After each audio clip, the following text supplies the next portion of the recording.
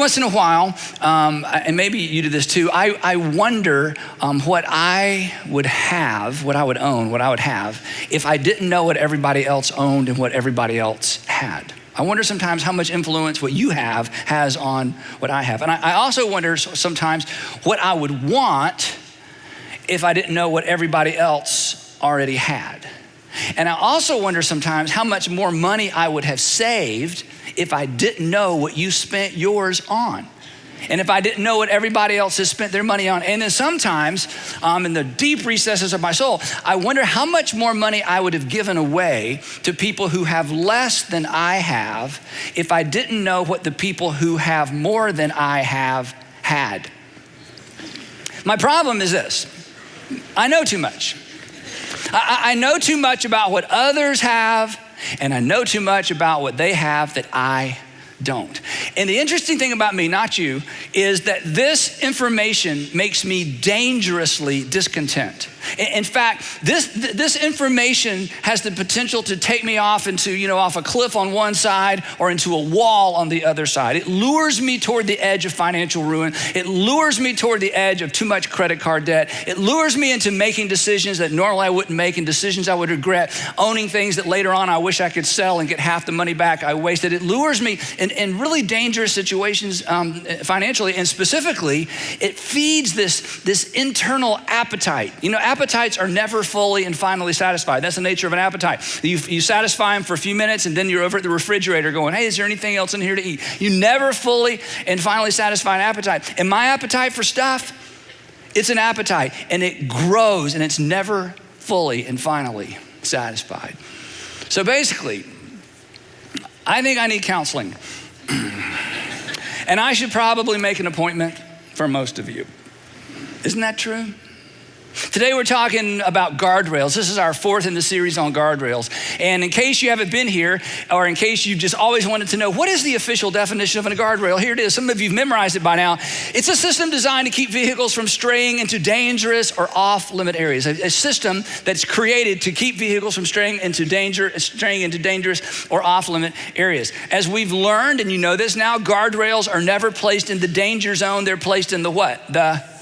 Thank you. Yes, the guardrails are always placed in the safety zone. The guardrails are designed to minimize damage. There's going to be some damage, but it minimizes the damage. We've said that guardrails are designed to direct us and to protect us.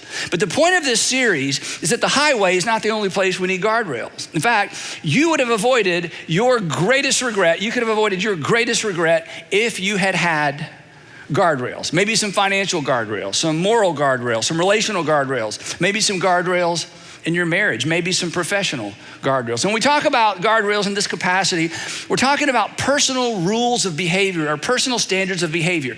You have yours, I have mine. I don't have any right in the world to tell you what yours should be, but I encourage you to set some up. So these are personal rules, or basically it's a standard of behavior that becomes a matter of conscience. A standard of behavior that becomes a matter of conscience. That is, that I decide how far in this direction I'm gonna drift. I decide how far in this direction I'm gonna allow myself to drift. And when I begin to drift in unhealthy or dangerous directions, it sets off alarm bells in my own heart, my own soul, and I go, wait a minute, Andy, you're moving too close, you're moving too far away. The point of a guardrail is actually to light up our conscience before we hurt ourselves and before we hurt other people. A guardrail is designed to light up your conscience. It just, alarm bells go off before you hurt yourself and before you hurt other people.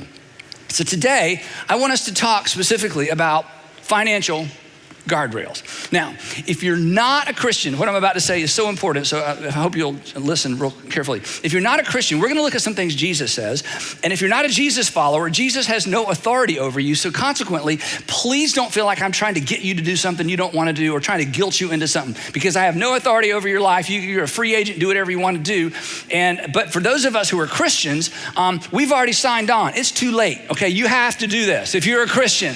Now, just to let you off the hook, most Christians don't do what Jesus is going to ask us to do, okay? So you're in the majority, but you may be in danger, okay? Because as a Jesus follower, the whole point of following Jesus is we say, yes, now what is it you'd like for me to do? But if you're not a Christian, here's the other thing. it's a great time to have tuned in or to be here, because what Jesus suggests is something we should all do anyway, but you don't have to. And here's the last thing I'll say about that. If you're not a religious person, or maybe you're part of another religion, you're not a Christian, my opinion, you should always be curious about what Jesus says about anything. Okay, whether or not you think he's the Son of God, you should at least be curious. What did Jesus have to say about that? You don't have to do it, but I would think that you would want to know. And then the last thing is this. It's so interesting. As a pastor and as a bunch of churches, when people come in with challenges in their lives, or when they want us to talk to them about their kids, or they come in and you can tell they want to talk about something that's kind of dark and they're afraid and maybe they've never told anybody before. Did you know that in most of those instances, it has something to do with sex or money?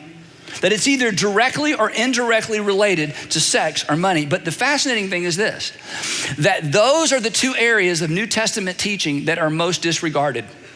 The two areas in the New Testament where Jesus taught and his apostles taught, the two areas where people have the greatest inclination to say, I don't want to listen to that, has to do with what the New Testament teaches about sex and what the New Testament teaches about money. That's why what we're going to talk about today is so important, and yet there's something potentially on the inside of you that's going to want to stiff arm it. And I understand that, especially if you're not a religious person, because word on the street is the church is against sex and the church just wants my money. I mean, that's our reputation, right? Now, last week we spent the whole time talking about sex. So if you missed the last week, you need to go back and listen to last week's message. You can find it on our apps. You can find it on our websites. It's easy to find. But you need to go back, because last week I said, look, the church isn't against sex. God isn't against sex. God created it. Remember my little story? Once upon a time there was no sex, and then God said, I have an idea. The angel said, what is it? He said, you wouldn't understand. So God came up with this. So the church, any church that's embracing the teachings of Jesus specifically, or is trying to be a church that follows the leading of, can't be against sex. Good grief, God created it. And when it comes to money, the church doesn't need your money. And the church doesn't want your money, or the church shouldn't, because here's the deal. Jesus didn't want your money. God doesn't want your money, doesn't need your money, but God wants something for you as it relates to money. And as we're going to discover, Jesus wants something for you as it relates to money. And any good church that's trying to organize around the teachings of Jesus want something for you as it relates to your money. They don't just want your money. Now, when I say financial guardrails, specifically what I'm talking about is not how to stay out of debt. There's lots of programs to help you do that. This is not about how to, avoid bankruptcy. That's a good thing to avoid, but this is not about that. This is talking about something much, much deeper. In fact, you could be completely out of debt. You could have lots and lots of money in the bank and still be in a ditch financially. You could have your house paid off, your car's paid off, college tuition saved up, or your kids are done with that and no, college debt, no educational debt. You could be golden financially. And according to Jesus, that's why you need to pay attention. According to Jesus, you could still have run your financial car off the road and put it in a ditch, because Jesus goes to, when it comes to money, the heart of the matter. And that's why it's so fabulous. If you're a Christian, tune in. You got to do this, okay? If you're not a Christian, hey, you get to decide. But here is what Jesus said. Here's what he said. One day he's teaching, he says this: no one, that would be everyone, no one can serve two masters. To which when I read that, I shrug and say, I don't even have one master. What are you talking about? But see, Jesus is shrewd, and he's baiting us in. And he says this: either, talking about masters, either you will hate the one and love the other, or you will be devoted to the one and you'll despise the other. To which we say, what are you even talking about? One, other, devote, despise. Maybe you have us confused with someone else. Now, the little Greek word that's translated master is a very interesting little Greek word, because when we think about master, we think about a boss. This wasn't a boss. This was someone who owned someone. And Jesus is saying this is an issue of possession or ownership. That is, you can't be possessed except by one thing. Now, you've met some people that you might have felt like were possessed by multiple things, but that's not what we're talking about today. He says you can only be owned or be the possession of one person or one entity or one thing. You can only have one owner. Again, we say, well, that's fascinating, it's interesting, it's logical, but nobody and nothing owns me. And besides, what are you talking about? And we would expect him to say, nobody can serve two masters. You can only serve God or Satan. But Jesus doesn't say that, because Jesus is shrewd and Jesus is right, because he's Jesus. And here's what he says. He says, you cannot serve God and money, or God and wealth. In fact, the little Greek word can mean stuff. You can't serve God and your stuff. You can't serve God and money. Now, this is so fascinating, because where he goes from here underscores this very, very important point. And if you're a Christian, you gotta listen to this, okay? Here's what Jesus is saying, that for Jesus, the primary issue regarding money for Jesus isn't the money. The primary issue when it comes to money for Jesus is mastery, control, ownership.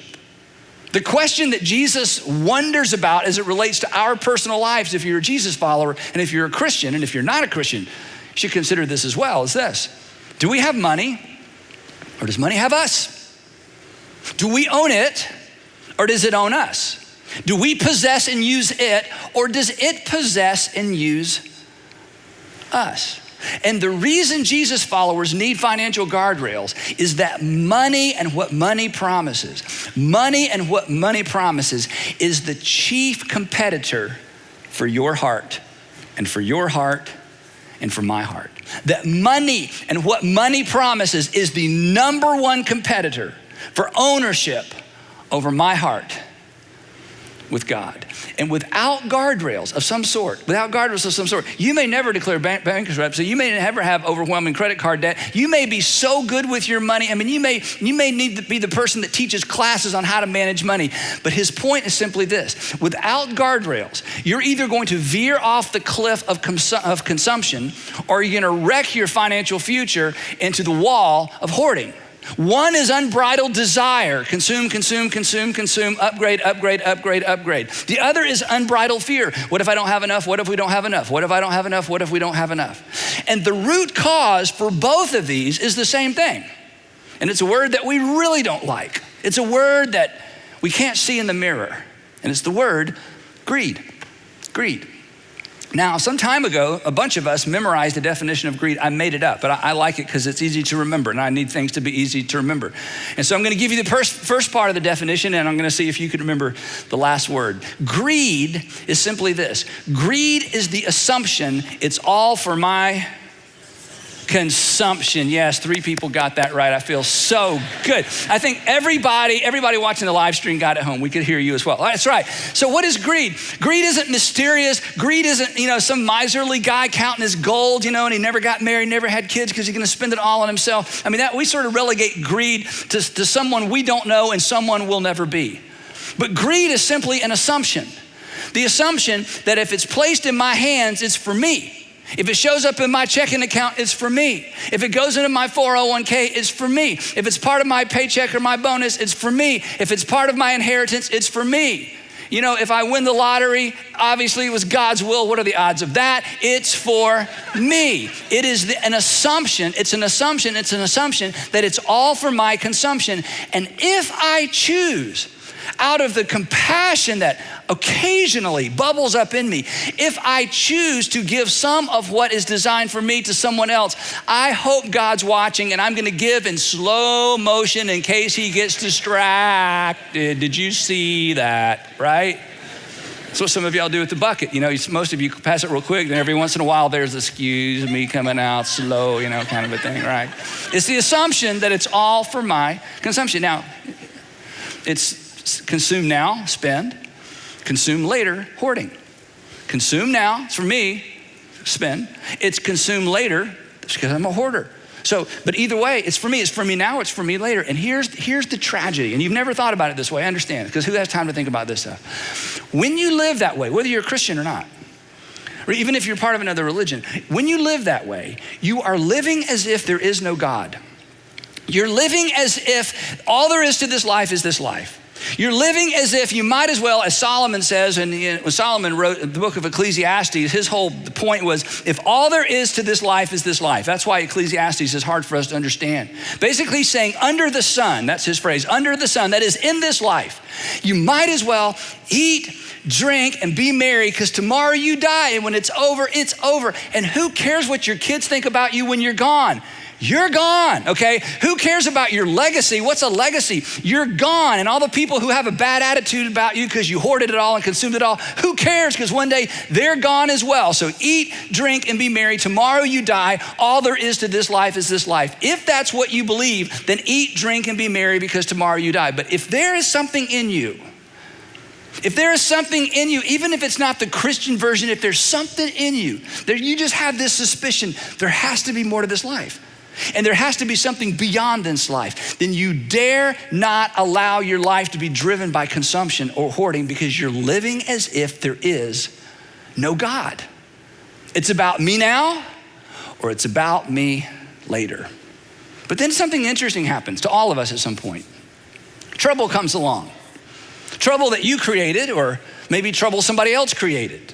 Trouble that you created because your spending got out of control, or you bought too much house, or you leased too much car, or you got too many loans, educationally related loans. But something happens that you created, or maybe there's financial trouble that somebody else caused. Somebody laid you off. Somebody lied to you. A partner took the money and ran. Had nothing to do with you. But either way, do you know what we do? Even if we're not very religious, do you know what we do when suddenly we find ourselves with financial trouble? We do the strangest thing. We pray.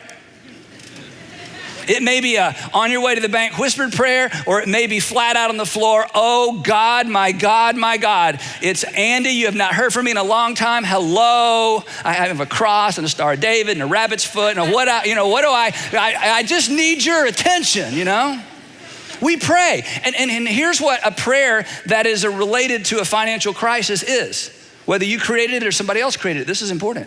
When you pray, here's what you're praying. You're saying, dear God, I would like to invite you into my finances, because I have a problem. And they'll come right this way. Let me explain my problem in case you have. This is an invitation for God to get involved with your money. Whether it's you need a job, or you need a break, or you need a consolidation loan, or you need mercy at work, whatever it is, it's God, I'm inviting you into this area of my life. God, I may have chosen the wrong master. So here's my question if you're a Christian. And here's my concern if you're not. If you think that you would pray and invite God in to your finances, if there was a problem, why don't you go ahead and invite him in now before there's a problem? Why wouldn't you do that? Why wouldn't you invite him to be the master now? Because if things get out of control, whether you're a praying person or not, you're gonna pray that God would get involved if things go the wrong way. So, the guardrail, I'm just really gonna give you one suggestion. The guardrail against greed. The way that you invite God in now before there's a tragedy. The way that you set yourself up for success, whether you have a lot of money or a little bit of money. The way that you do that is by reprioritizing. This is what Jesus teaches, and I'm gonna show you where he says it in just a minute. If you are living like most people, your finances look like this. This is what it looks like to be mastered by money. Here's why I say that. Live, save, give. I'm just gonna live and spend my money on me. And if I have a plan at work, I may be saving along the way. And then if there's any left over, or if I feel really compassionate, or if there's a flood or a tsunami or an earthquake, or there's somebody in my community that's in need, then I'll give if I have some left over. But I'm gonna live, save, give. Me first, me second. Everybody else, including what God's doing in the world through the church, third. When you live this way, you are mastered, because you are living as if there's no more to this life than this life. You are living as if God has no interest or no idea what's going on in your life financially. This is how most people live. They live, they save, and then they give. Jesus comes along, as we're gonna see in a minute, and he's gonna say, if you want me to be the master of your life, you have to embrace the way I see the world and my values. And when you do, you're gonna flip this over This is how you master your money. You give first, you save second, and you live on the rest. You give first, somebody else first. You save second, and you live on the rest. Now, whether you are a Christian or not, and whether you ever give any money to this church or not, I'm just telling you, you do this and you will send me a thank you note later. I ran into a gentleman this morning. He said, Andy, I remember the first time that you taught this. And we were talking about it. I said, that was 9 years ago. He said, yes. And it had a profound impact on my life. I'm just telling you, this works and this came from Jesus. Now, whenever the preacher talks about money, everybody gets nervous. You should get nervous, okay? So I'm thinking, okay, how do I convince these people I love and these people that if I knew that I would love, how do I convince them this isn't about me? This isn't about a specific local church. This is what it means to follow Jesus. So I came up with this illustration. And this is absolutely true. When my children were young, I have 3 children. When they were young, they're 20 months apart. You know, the first one 20 months later, second one 20 months later, the third one, we did not plan it that way, but it just all worked out. We were busy in those early years. So we had 3 kids, and when they were old enough to understand, we put 3 jars in all of their rooms. And we labeled these 3 jars, give, save, and live. And I taught my kids as soon as they could understand, when you get an allowance, when you do chores, you get money, grandmama gives you money, granddaddy gives you money. Sometimes grandmama didn't even know granddaddy gave you money. Grandparents are weird like that. When you get money, we want you to put 10% in here. We want you to put 10% there, and then that's bubble gum, and let's go to the drugstore, and let's go to the toy store. That's your money. You can do anything you want to with that money. But the first money, we're gonna split it up nickels and quarters and dimes so you can figure this out. It's kind of a math lesson without it being a math lesson, you know. 10% give, save, live. This one's gonna go up and down. This one's gonna go up and down, mostly down. And this one, you're gonna watch this jar fill up. Now, here's my question for you. Why in the world would the preacher teach his kids to give first, save second, and live on the rest? Is it because I want the church to get my children's money? No, I could have just taken their money. I could have gone in there at night. And just emptied it all into a bag. And the next morning, I'm like, I don't know, tooth fairy, I don't know. What, somebody came in there and stole your money, I don't know what happened, right? No, that's not, is it that the church needed their money? Honey, you had to pay that electric bill, I need $1.70. We need that. Don't even put it in the jar, right here in the pastor's hand. No, it's not because we needed their money.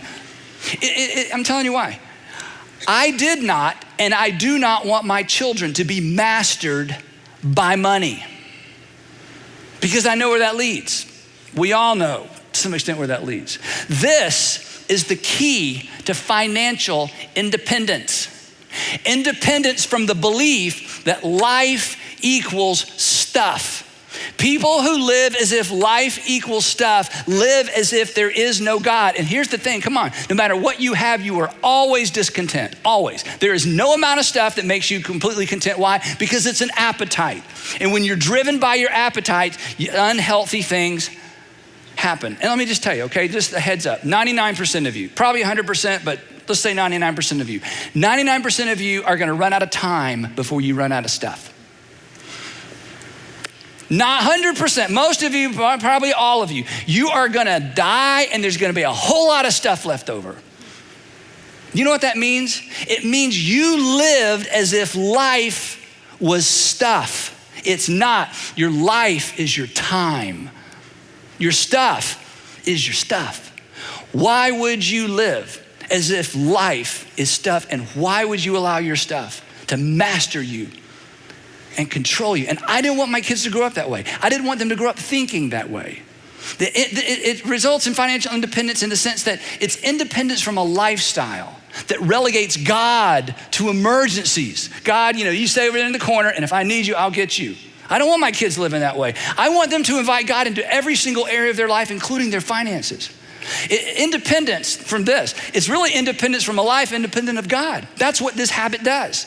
This habit ensures that you don't try to live your life independent of God, because for the rest of my children's life, for the rest of your life, for the rest of your life, for the rest of your life, for the rest of your life, money is gonna compete for first place. And money and stuff is gonna compete for your heart and for my heart. And I don't want money to win with them. And I don't want money to win with you either. But who cares what I think? Your heavenly Father doesn't want money to win either. I don't want my kids to grow up having to choose between money or their personal peace. I don't want them to prioritize money over their marriages. I don't want them to prioritize stuff and the acquisition of stuff over their health or over their children, which will be my grandchildren. I don't want them to be slaves to consumption. I want them to have stuff. I don't want their stuff to have them. That's why I did that. It has nothing to do with the church getting their money or the church getting your money. Jesus, best we can tell, never, and I don't get any ideas, never took up an offering. I don't want my kids and I don't want you to be slaves to consumption. I want them to own their stuff. I don't want their stuff to own them. So this is what it looks like. You give first, you save second, and you live on the rest. That's how you do it. So here's what Jesus said. He said, no one can serve two masters. You'll hate the one and love the other, or you'll be devoted to the one and despise the other. You cannot serve both God and money. And then a few minutes later in the same sermon, he says this. He says, so in light of that, do not worry saying, what are we gonna eat? Now, we don't worry about what we're gonna eat, but that's because we have refrigeration. Back in those days, the only thing that they could keep for very long was grain and wine. That's it, everything else rotted and spoiled. What are we gonna eat? What are we gonna drink? What are we gonna eat? What are we gonna drink? What are we gonna wear? Clothes were extremely, extremely expensive. And Jesus is saying, look, I know you think about this stuff all the time. I know your inclination is to worry about it all the time, to think about it all the time. He says, but I don't want you to do that. And here's why. Because when you worry about the future, here's what you're gonna do with your hands and your heart. You're gonna close them. And if you're gonna be my follower, you cannot live your life with closed hands and a closed heart. He says, besides that, for the pagans run after all these things. You don't wanna be a pagan, do you? Now, the word pagan, we use this term in a completely different context, different way than Jesus meant it. A pagan in the first century was basically anybody that believed in the gods, plural, as opposed to one God. So for the Jewish people, everybody other than the Jews, they were all pagans because they believed in the gods. And the gods could care less about people. The gods toyed with people. The gods manipulated people. The gods played with people. The gods did not care about people. The gods were not concerned about people. So the pagans were constantly trying to bribe the gods to do their bidding, sacrifice animals, some cases sacrifice children, sacrifice whatever we got to sacrifice in order to get the gods to do our bidding. And Jesus says, look, if you worry, you're living like the pagans that don't have gods who care anything about them. They don't believe there's a personal God that's actually involved in their life. And your heavenly Father, and this is the game changer right here. And besides, your heavenly Father knows that you need all that stuff. Now, here's the thing, Christians. Do you believe that? Jesus said it, not me. Jesus said to his audience that our heavenly, what did he call it? What are we supposed to call him again? Oh yeah, Father, that's it. That our heavenly Father knows what we need. If your heavenly Father knows what you need, do you need to worry? And Jesus says, no. And I'm telling you, the moment you wrap your heart and your belief system around the fact that God knows what you need, you have in that moment earned the opportunity and the right to keep your hands wide open. But, he says, but, instead of worrying, instead of hoarding, instead of consuming, here's what I want you to do. And now he says, get your pen and paper out. Here's the plan. Here's what you're gonna do. Here's how you're not gonna worry anymore. Here's how you're gonna know that I care. Here's how you're gonna know I'm involved. But seek first. That is, put first, reprioritize. But seek first. That's reorder, rearrange, rethink. But seek first. And then he refers to his Father in heaven, but seek first his kingdom and his righteousness. Now, this word just throws us off every time because we don't live in a kingdom. We don't even think there should be kingdoms. We don't get kingdom. Here's what Jesus is saying, and this is so important. He's saying, I want you to seek the kingdom of my Father, and my Father's kingdom is an others first kingdom.